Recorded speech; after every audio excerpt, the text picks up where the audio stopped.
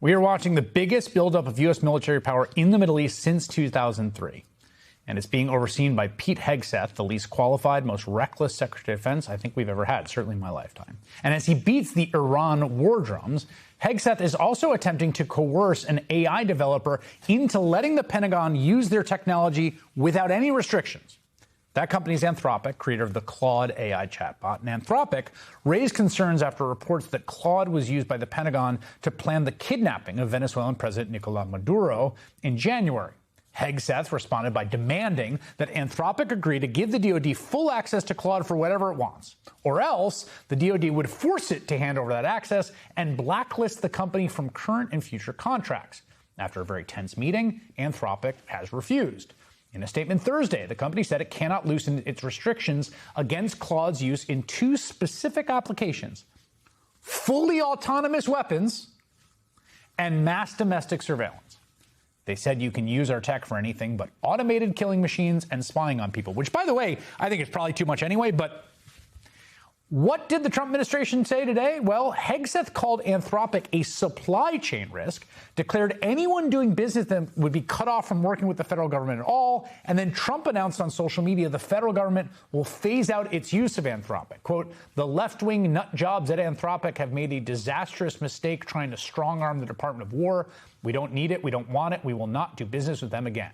Adding, Anthropic better get their act together and be helpful during this phase-out period, or I will use the full power, capital F, capital P, of the presidency to make them comply with major civil and criminal consequences to follow. Ben Rhodes served as Deputy National Security Advisor of President Obama. He co-hosts Crooked Media's Pod Save the World, which you can start to watch here on this station when Crooked on MS Now premieres tomorrow. Ben Rhodes joins me now. Well, Ben, you worked on the National Security Agency, and one of the things about the U.S. security state that I think is easy to not appreciate when you're outside of it, but is so clear when you're anywhere inside of it, is how much interface there is between the Pentagon, the national security state, and private corporations. I mean, this is part of how American defense works. What do you make of what happened today? Well, you're right. And that's evolving, Chris, because, when I was there, right, it was still that the major defense contractors were, Raytheon, Boeing, people that made tanks and planes. Increasingly, the technology companies are going to become the defense contractors of the future because AI is going to be integrated into many aspects of what the Pentagon does. And what we're seeing at the same time is this explosive and exponential growth in AI that is totally unregulated.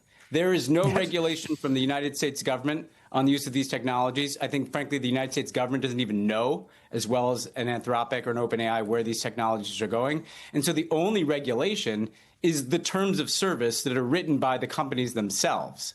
And in this case, you have basically a company saying, whoa, wait a second, we don't want our technology to be used for mass surveillance, or we want a human being to be in the chain of command if someone's going to be killed with an autonomous weapon. And you have the Pentagon saying, no, we get to decide how your technology is used, not you.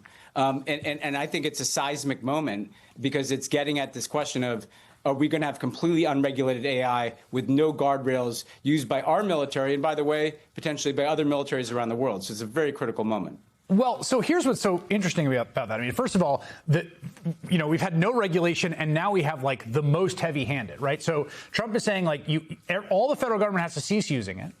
Pete Hegseth has declared it a supply chain risk, although they also are required to stay with deploying with the Pentagon for 6 months, which is a little like you're a supply chain risk that we have to use for 6 months. It's currently the position of the Trump administration that it is fine for NVIDIA to ship its best chips to China to deploy in the Chinese military, but you cannot use Claude and NVIDIA can't work with Claude. It's a ludicrously incoherent set of regulations. Not just that, Chris. Let's not forget that a 49% stake was bought in World Liberty Financial, the Trump family crypto business, by the UAE. And then $2 billion was kicked in through the Trump family coin by the UAE. And then, lo and behold, shortly thereafter, Trump goes to the UAE and he lifts all restrictions on advanced chips and data centers and computing power flowing out to the UAE, which had been a security concern for the U.S. because the UAE, well, first of all, it's supporting, genocidal violence in Sudan, but also it can be a backdoor to China. So essentially, they are prioritizing the profits of these AI companies, particularly the ones that are friendly to Trump, like NVIDIA and several others. And then they're saying, we want to decide exclusively on our own how we in the Department of War, let's call it the Pentagon, are going to use these technologies. And so they're flooding the world with the technology and trying to insist that as that is happening, there is no effort to put any guardrails around how it might be used. And we're at a tipping point where AI in the next 2 or 3 years, if not already, is going to reach levels of intelligence, you know, that we don't understand, frankly. The only people that understand this are the people at Anthropic. And let me tell you something. The fact that the people at Anthropic are worried about this enough to want to put that in their terms of service tells you everything about the scenarios they're concerned about, which is that if you have mass surveillance of the U.S. population with AI, I mean, look, when this came up in the Obama administration, one of the things I would always say to people is, oh, it's not like everybody can sift through all your emails. Well, AI can do that, right? And so if you combine the collection capabilities of the U.S. government with the ability of an AI agent or capacity to sift through that, you know, we're in a whole new world here that is kind of like what we've been warning about the Chinese Communist Party and their mass surveillance. That's all that Anthropic is saying that they don't want. What's so crazy about this, though, to get back to the point that you just made where we started about, you know, one of the things that's been crazy, particularly about the Trump administration's perspective, is there's zero regulation of the AI companies. And someone once compared it to me of like having a nuclear arms race, but with private companies, right? Like now, so at some level, I think, well, I want the government to regulate this. But now here I am and the government's regulating. I'm like, no, not like this, right? Now we're ending up in a weird place where you're kind of rooting for the private company to essentially regulate the government conduct.